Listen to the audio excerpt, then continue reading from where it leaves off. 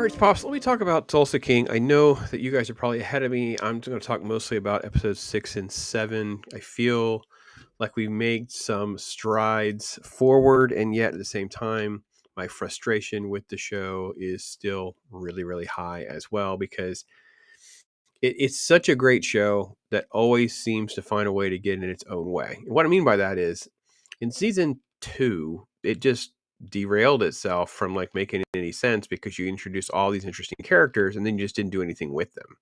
So episode 3 kicks off and we end up with like, all right, let's get back to all these other characters. So there's a lot more focus on many of the other characters, except for Goody. Goody kind of like pops in, pops out. We don't get much with him, but you do have a lot more focus on Tyson.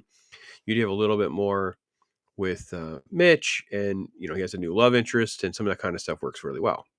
The problem is it's being bogged down with all sorts of new characters and new subplots that don't even consistently show up. So it's really about him getting into this bourbon business via Mitch's new love interest and this Dunmire character played by Robert Patrick, which is brilliant.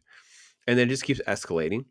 It works really, really well through the whole thing, except that we have to drag along all these other characters and other things that don't make any sense. For instance, in this episode, we're going to ignore the fact that we still haven't dealt with Bevilacqua. Now, he's in charge of the KC outfit and was picked up by the feds because he was kind of figuring out that Dwight's talked to feds in some way, shape, or form.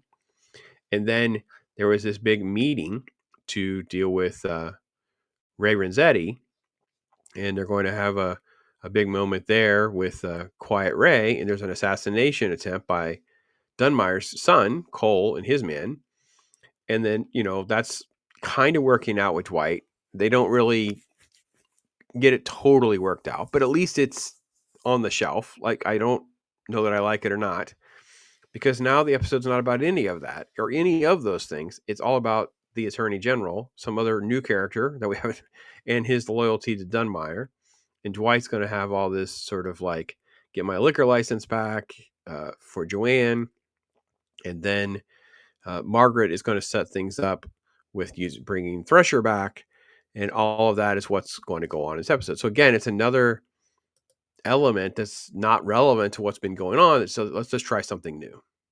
I think that the show wants to kind of be like classic television where you would have like an adventure of the week, but that's not what the show is. The show is like a through line of a sort of like business venture by Dwight and his team.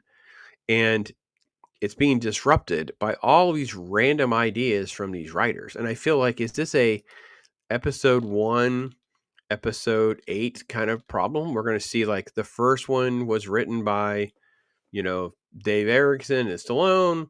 And then you're allowed all these other writers, all these different little side journeys, these different little quests and things that happen. And then Dave Erickson and Stallone writes the finale again. Because I think that's what actually is going to happen. It's like, it will make sense as how it began and how it ended. And everything else in the middle is just a bunch of stuff that fills up time. And this is exactly what the problem is over at like Marvel, Disney, Star Wars, all that.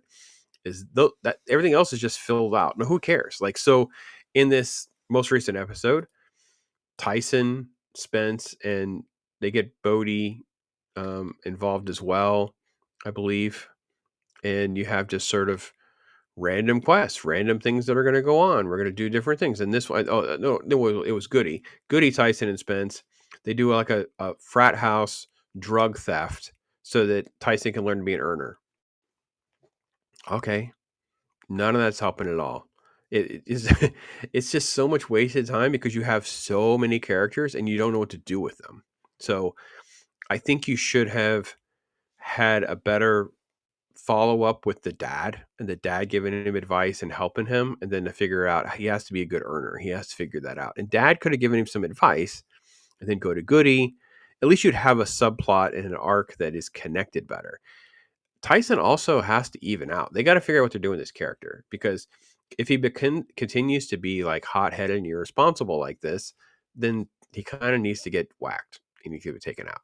The show is still about Stallone. This episode leaned a lot more into his strengths, so he could actually play the mafioso guy you kind of love. He's really smart. He's clever. He's got the plans. He knows how to take advantage of the situation. He's got Margaret helping him, getting the goods on the attorney general. And they're going to flip things around for Dunmire and land Dunmire in prison, or at least in jail, sorry. And it's this Art of War. Let me give you this Art of War book. I know more about you. I gave you a bridge to escape. You won't take it. That's the Dwight that we know and love. That's the one we've been rooting for all along. So, if anything, that was a little sign and glimmer of hope. It's just the fact, like I said, we have so much other baggage of other story arcs and things like that are going on with these other characters. They kind of come in, come and go. I think we had to figure out how to write better story arcs for all of the secondary and tertiary characters. Like, just coming up with all of that would work better for the show. But it's still, like I said, one of the better shows. Even in its weakest times, it's still an entertainment experience. It's just the fact that you just know you're getting a lot of fluff. And on the rewatch, you just didn't need a lot of it. It's going to be the same problem you have with a lot of other shows where I didn't really need to watch the whole thing. I could have just watched this episode and this episode, something like that. But end of the day, the entertainment is so bad, it makes Tulsa King seem even better than it actually is. It's a strong mid. It's like a 3 out of 5 right now. That's how I feel about it. It's not bad or anything like that. It's all rewatchable, but it's also tedious and a lot of it's unnecessary. So, my general catch up on Tulsa King, and we'll see what's next. Thanks for watching, everybody. Adios, amigo.